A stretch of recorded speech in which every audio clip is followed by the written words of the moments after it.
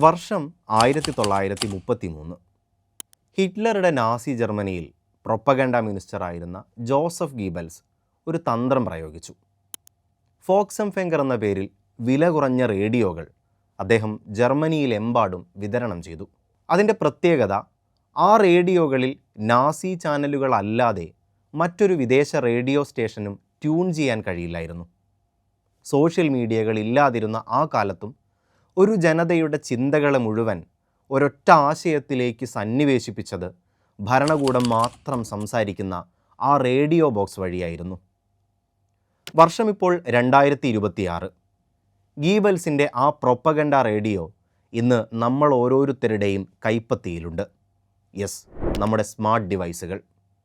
George Orwell പറഞ്ഞതുപോലെ, ഉറങ്ങുമ്പോഴും ഉണരുമ്പോഴും കൂടെയുള്ള, സദാസമയം നമ്മെ നിരീക്ഷിച്ചു കൊണ്ടിരിക്കുന്ന ഒരു കണ്ണ് നമുക്ക് ചുറ്റുമുണ്ട്.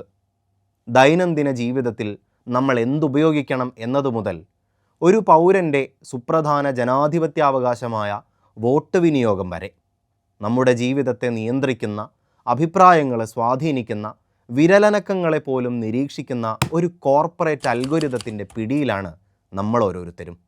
ശരിക്കും നമ്മുടെ താല്പര്യങ്ങളെ നിശ്ചയിക്കുന്നത് നമ്മളാണോ? നമ്മളിലേക്ക് എത്തുന്ന കണ്ടൻറ്റുകൾ ആരുടെ അജണ്ടയാണ്? ഉത്തരം ലളിതമാണ്. നമ്മുടെ സമയവും ശ്രദ്ധയുമാണ് ഏറ്റവും വിലപിടിപ്പുള്ള ഉൽപ്പന്നം. If you are not paying for the product, you are the product. നിങ്ങൾ പണം നൽകുന്നില്ലെങ്കിൽ നിങ്ങളാണ് ഇവിടുത്തെ വിൽപ്പന ചരക്ക്.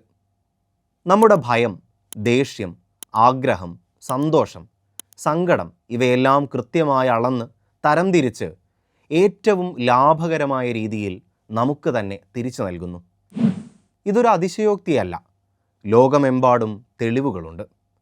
2018 8.5 കോടിയിലധികം ഫേസ്ബുക്ക് ഉപയോക്താക്കളുടെ വിവരങ്ങൾ ചോർത്തി ഒരു അമേരിക്കൻ പ്രസിഡന്റ് തെരഞ്ഞെടുപ്പിനെ സ്വാധീനിച്ചു എന്ന വെളിപ്പെടുത്തൽ ലോകത്തെ നടുക്കിയതാണ്. മ്യാൻമറിൽ വംശീയ വിദ്വേഷം പ്രചരിപ്പിക്കാൻ ഫേസ്ബുക്ക് ഒരു ആയുധമായി ഉപയോഗിക്കപ്പെട്ടു എന്നും റോഹിംഗ്യൻ ജനതയ്ക്കെതിരായ അതിക്രമങ്ങളിൽ അതിന് നിർണായക പങ്കുണ്ടായിരുന്നു എന്നും അന്വേഷണത്തിൽ കണ്ടെത്തിയതാണ്. നമ്മുടെ രാജ്യത്തും ഇതിനെമ്പാടും ഉദാഹരണങ്ങളുണ്ട്.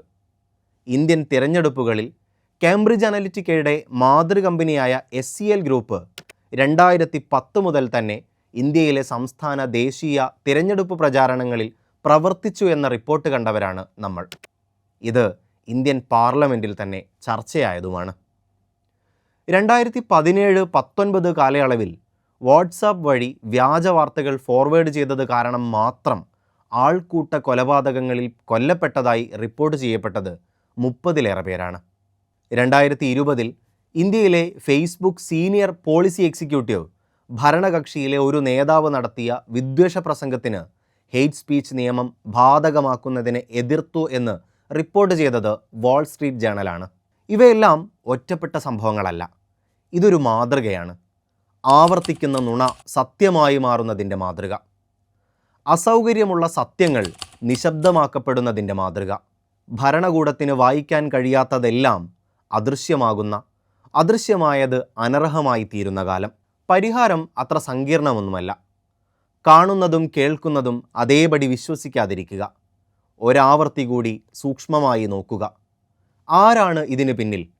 എന്തിനു വേണ്ടിയാണ് എന്ന് സ്വയം ചോദിക്കുക. ഇത് അലസതയല്ല, ജാഗ്രതയാണ്. ഈ ജാഗ്രത ഒരാളിൽ മാത്രം തോന്നിയാൽ പോരാ.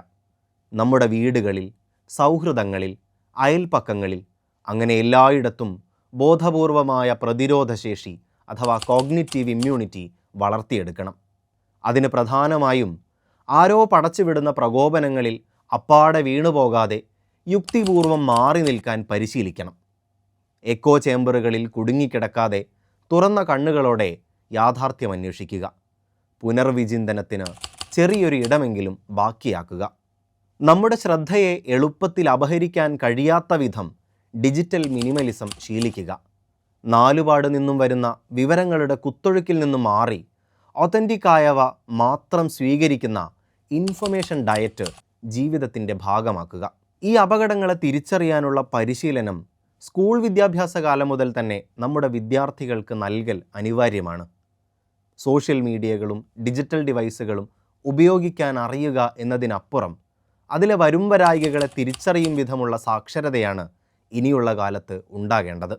ഓർവെൽ പറഞ്ഞതുപോലെ പ്രലോഭനങ്ങളുടെയും നിരീക്ഷണങ്ങളുടെയും ഈ മഹാപ്രളയത്തിലും നമ്മുടെ തലയോട്ടിക്കുള്ളിലെ കുറച്ച് ക്യൂബിക് സെൻറ്റിമീറ്റർ സ്ഥലം മാത്രമാണ് മനുഷ്യൻ അവശേഷിക്കുന്ന ഇടം. അത് സംരക്ഷിക്കാനുള്ള, ഡിസ്റ്റോപ്യൻ യാഥാർത്ഥ്യങ്ങളെ മറികടക്കാനുള്ള ഒരു തലമുറയുടെ ധൈഷണിക സഞ്ചാരമാണ് ദി സെക്കൻഡ് ലുക്ക്.